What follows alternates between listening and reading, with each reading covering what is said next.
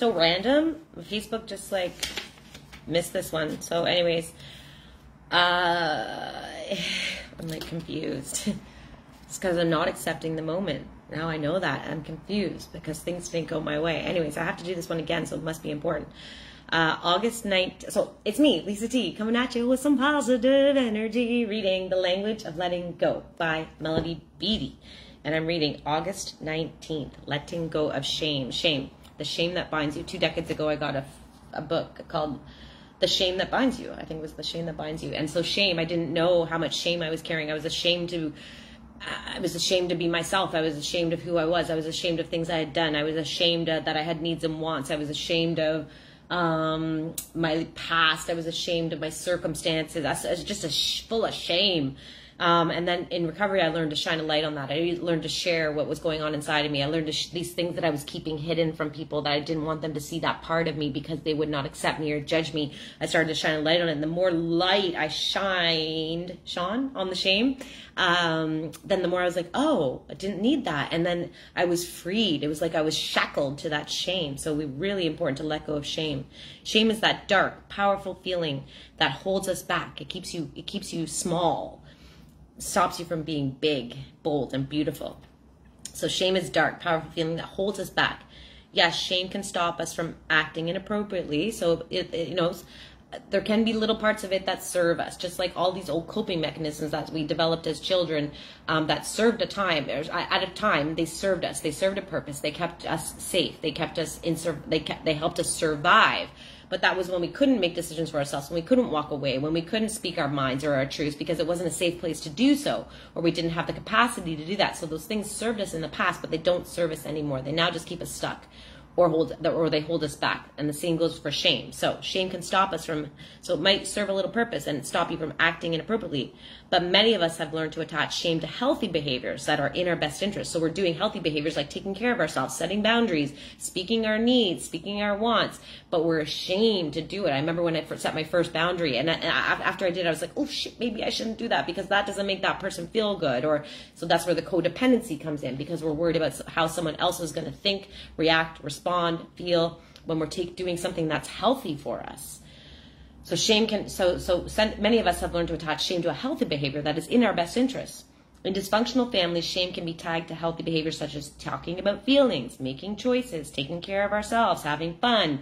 You might feel ashamed to have fun because that doesn't make a family member feel good. Or there was one point where I was ashamed of success I was having because someone in my family wasn't rising at that same level, and I felt bad, and I wanted to maybe downplay what was going on for me so I could stay, so they didn't feel bad. But no, success is good, and all. So there was shame attached to me succeeding.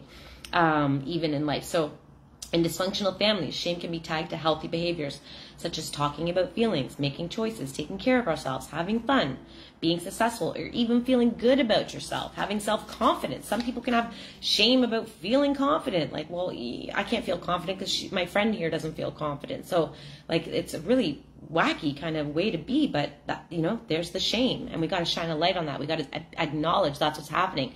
We're feeling shame and not let that take over anymore. So shame may have been attached to asking for what we want and need. I definitely felt shame about having needs, so I just decided I won't have needs anymore. I made that decision as a young girl, and that really screwed with me for multiple years, decades. So we may have shame being attached to asking for what we want and need, to communicating directly and honestly, and to giving and receiving love. I've definitely felt shame about receiving love because I didn't feel good enough in the past. I didn't feel good enough to receive that love, and if they gave me love, then I had to give it back tenfold, because I felt ashamed about receiving love, about getting love, so I had to give it back tenfold. So sad. You're so good enough. You're so good enough, worthy and valuable and deserving of love and good things and boundaries and healthy behaviors. Sometimes shame disguises itself as fear. So you're like, maybe if you're feeling fear, if you're feeling rage, indifference, maybe shame is at the core of that. You might feel like a need to run and hide. I definitely still sometimes feel a need to run and hide because I'm ashamed that I'm having anxiety, or I'm ashamed that I'm not feeling good in the moment, and I should be happy, and I tell myself I should be happy, I should be excited, I should be all these things, but I'm not. So I'm not accepting myself as I am, and then I feel ashamed about that, so I want to run and hide.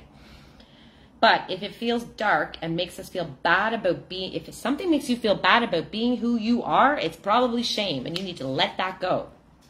In recovery, we're learning to identify shame. Like I said, just being aware. Oh, there's shame. When we can recognize it, we can begin to let it go. So you can say no to shame. Like, oh, this is coming up. Nope, not going to go there today. Today I'm going to honor and value myself and be who I am and know that that's okay. When we can recognize it, we can begin to let it go. And we can love and accept ourselves starting right now. I said to a friend tonight, she's like, I used to jog, but I don't do it anymore. I said, just run right now. As soon as you start running, you're like, I'm a jogger. It starts right now. It doesn't matter what happened even 5 minutes ago, 5 days ago, or what you've been doing for the last 6 weeks. If you want something, start it right now. We have a right to be here. I remember just recently not even feeling okay that I existed. My best friend helped me through that. She's like, you have a right to exist. You have a right to take up space. I felt bad taking up too much space in the world, so you have a right to be here. I have a right to be here. You have a right to be in general. You have a right to be here, and you have a right to be who you are. We have a right to be who we are.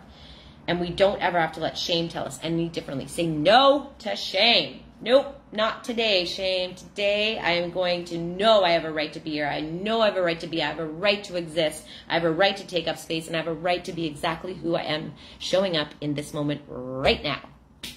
That's a jogger. Here's your prayer for today. Today I will attack and conquer the shame in my life. No more shame. I'm on to you. I'm aware of you, and I'm not going to let you run my life anymore. Let it go. Thanks for watching. Love you all.